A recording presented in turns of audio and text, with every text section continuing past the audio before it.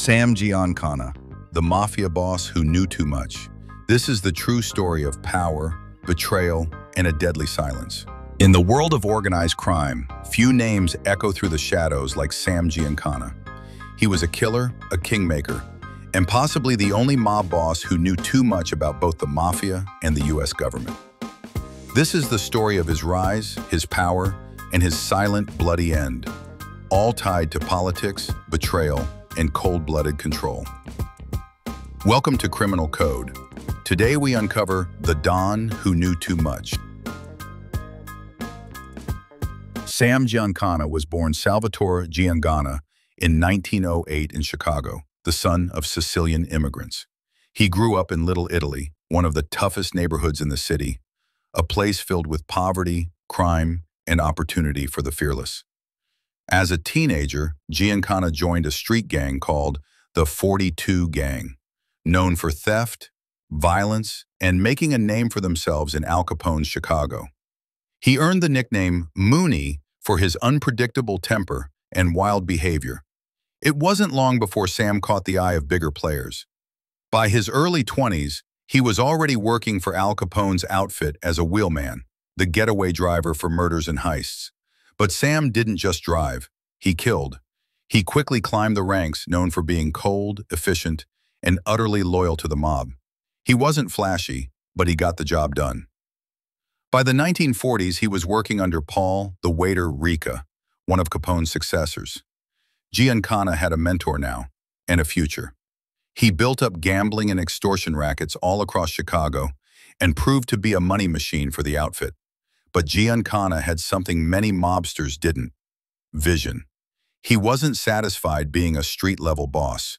He wanted to be the king, and nothing was going to stop him. In the early 1950s, Sam Giancana's ambition paid off. He officially took over the outfit's day-to-day operations while still keeping a low public profile.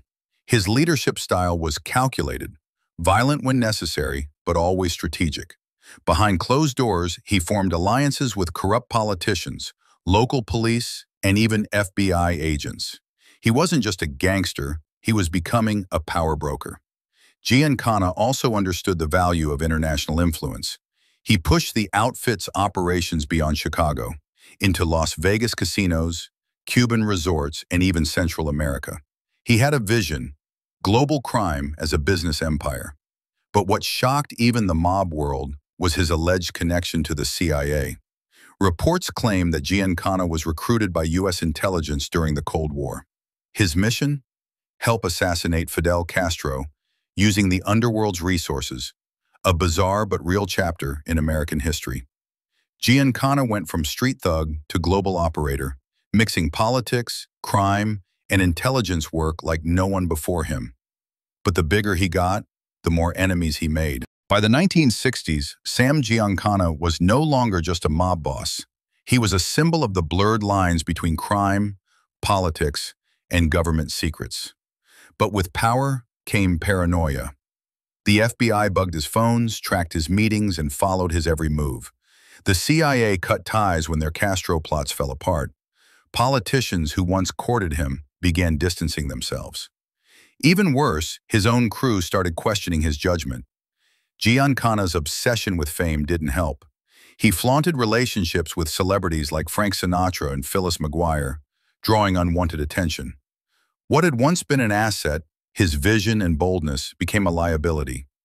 In 1966, he was jailed for refusing to testify to a grand jury.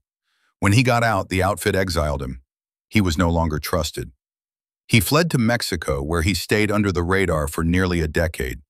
But in 1974, the U.S. government brought him back. They needed him to testify about the CIA's secret operations in Cuba. Giancana reluctantly agreed.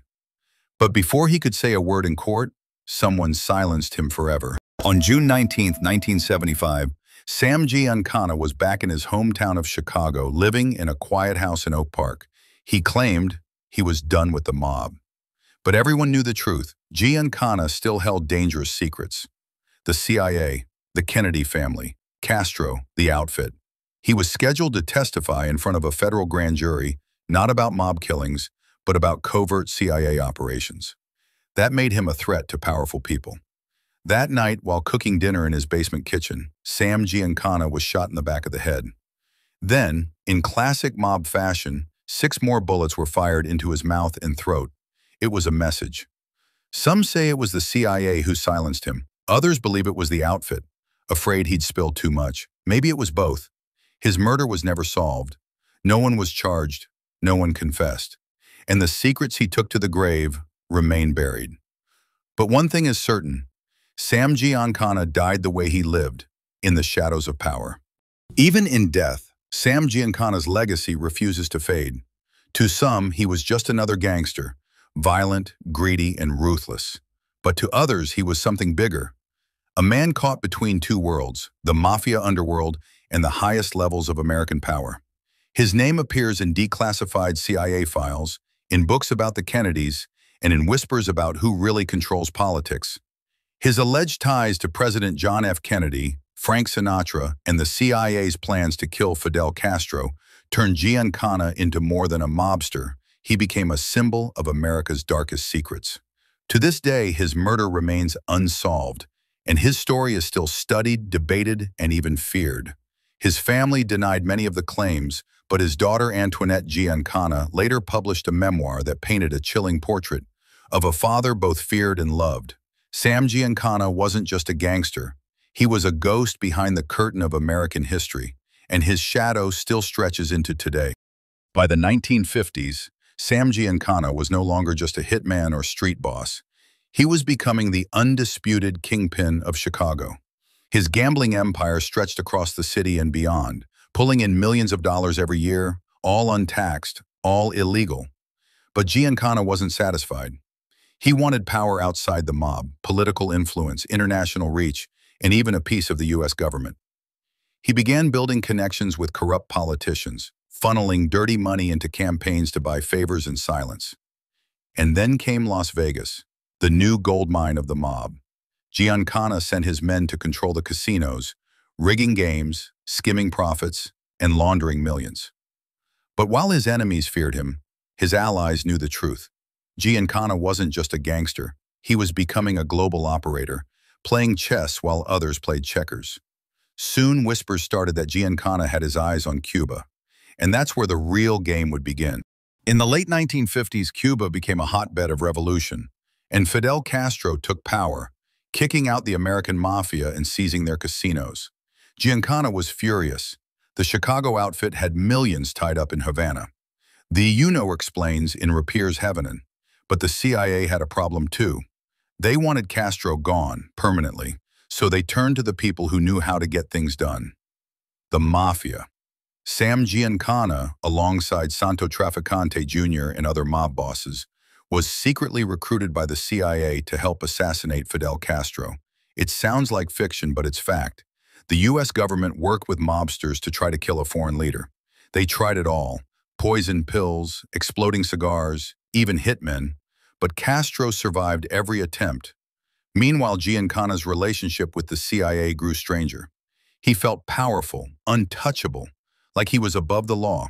But this game came with big risks, and back home in Chicago, cracks were forming. His enemies inside the outfit were getting restless, and the FBI was getting closer. By the early 1960s, Sam Giancana was on top, but the heat was rising. The FBI bugged his house, tapped his phones, and followed his every move. Agents even gave him a nickname, Momo, short for Mooney. Giancana laughed it off. He cooked sausage for them through the window and joked with the agents outside. But deep down, he was watching his back. Then came the betrayal. His mistress, Phyllis McGuire, a famous singer from the McGuire sisters, was pulled into the spotlight. The press had a field day. Hollywood glamour and the mob splashed across every headline. The CIA connection? Now the public was asking questions. Why was the U.S. government working with a gangster? The outfit didn't like the attention. Giancana had become too loud, too exposed, and too risky. His allies vanished. His soldiers whispered. The bosses met behind closed doors. And just like that, the king of Chicago was dethroned. After being forced out by the outfit, Sam Giancana vanished. Where did he go? Mexico. A luxurious exile. Sun, women, tequila, and absolute freedom. But even in paradise, the ghosts of Chicago followed him. The U.S. government wanted him back. The FBI, the CIA, even Congress was after him. Why? Because of what he knew. Giancana had worked with the CIA during the Cold War. He helped plan assassination attempts on Fidel Castro, using poison pills, gangsters, and bribes. He knew too much, and they wanted answers. But Giancana wasn't stupid. He stayed in Mexico for nearly 8 years, avoiding subpoenas and smiling for the cameras. He told reporters, "I'm just a businessman." But in 1974, Mexico gave in. Under pressure from U.S. authorities, they extradited him. And just like that, Giancana was back in America. Older, grayer, but still dangerous. He was ready to talk, to testify before Congress about CIA and Mafia connections, and that, my friend, would cost him everything. In the late 1950s, as tensions with Cuba escalated, the CIA came knocking, and Giancana answered. The agency had a wild plan: assassinate Fidel Castro. And who better to get it done than the mob? Giancana, along with fellow mobsters like Johnny Roselli and Santo Trafficante, entered a secret deal with the CIA. They were offered government protection in exchange for organizing the hit. The mob used poison pills, Cuban contacts, and even prostitutes to try to get close to Castro. All the attempts failed, but the connection between organized crime and the U.S. government had been made. And Giancana? He loved it. He bragged that he had Washington in his pocket, and that if the government ever came after him, he could bring them down with one phone call. But the spotlight grew hotter. The FBI, the IRS, and the media were circling, and his enemies in the mob, they didn't like how much attention he was bringing. After Sam Giancana's brutal murder, the silence was deafening. There were no arrests, no suspects, no justice, and no one, not the mob, not the government, said a word. The official line, organized crime hit. But behind the scenes, everyone wondered.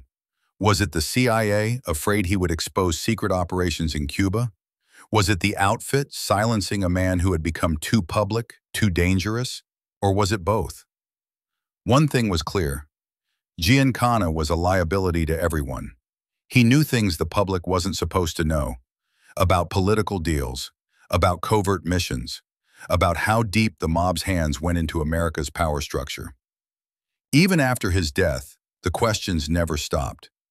Did he help Kennedy win the presidency? Was he involved in the JFK assassination? Was his death really a coincidence? The answers died with him. After Sam Giancana's death, the fear didn't fade, it spread. Friends distanced themselves, soldiers went quiet, and powerful men wiped his name from their mouths.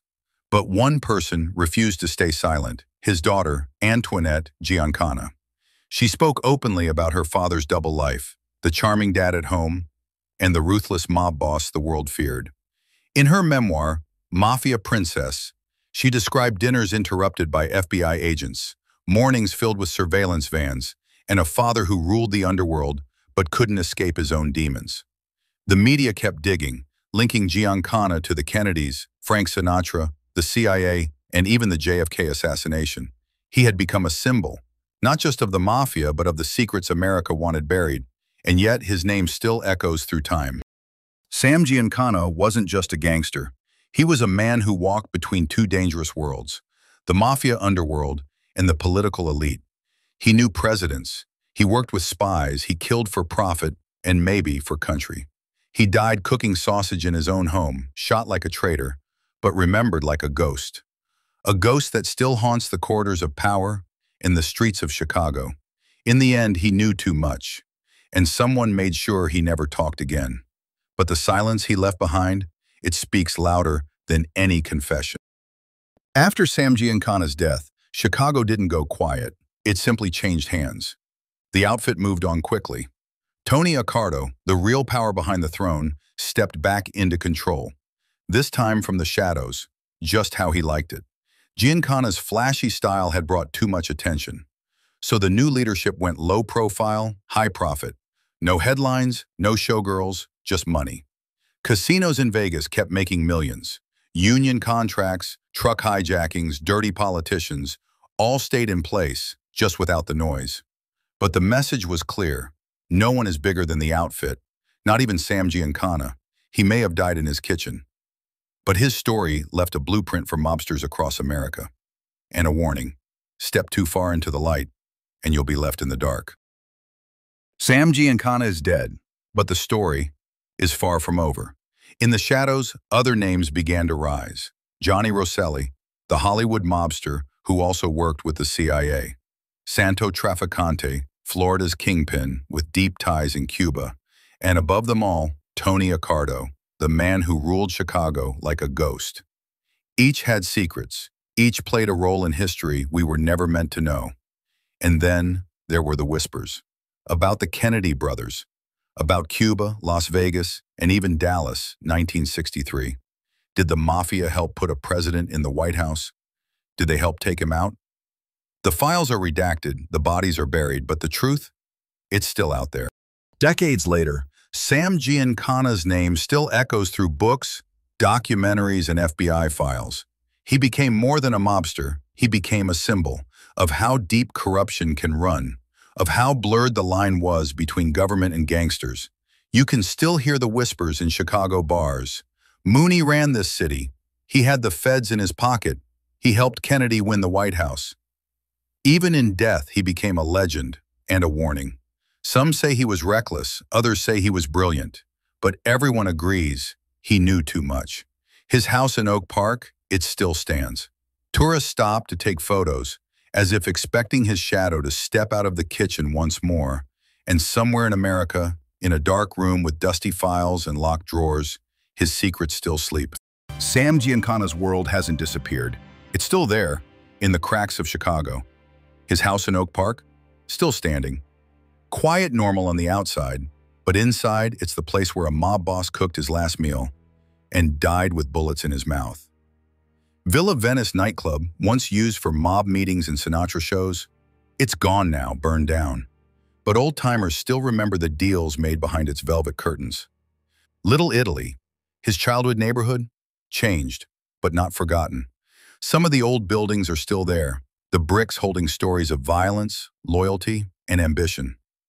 FBI surveillance points, old safe houses, mob-owned pizza joints, some turned into parking lots.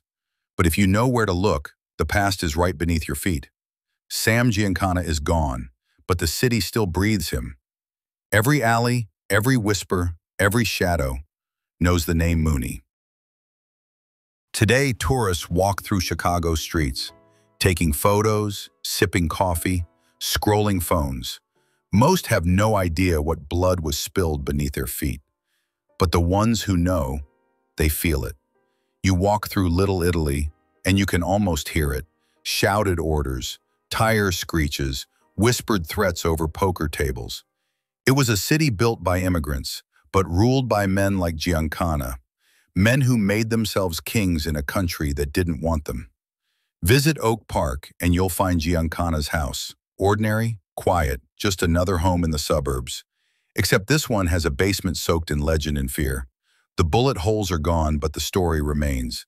Walk further, and you'll find where mobsters dined, where bribes changed hands, and where federal agents sat for hours, waiting for the right moment. Some say Giancana was a villain. Others say he was a survivor. But no one forgets his name. He left behind a city shaped by crime, a government embarrassed by secrets, a daughter who swore to tell the truth, and a mystery that still has no answer. To you, the listener, if you made it this far, you've just walked into history most people will never hear. This wasn't a movie, it wasn't fiction. This was real, and it happened right here in America.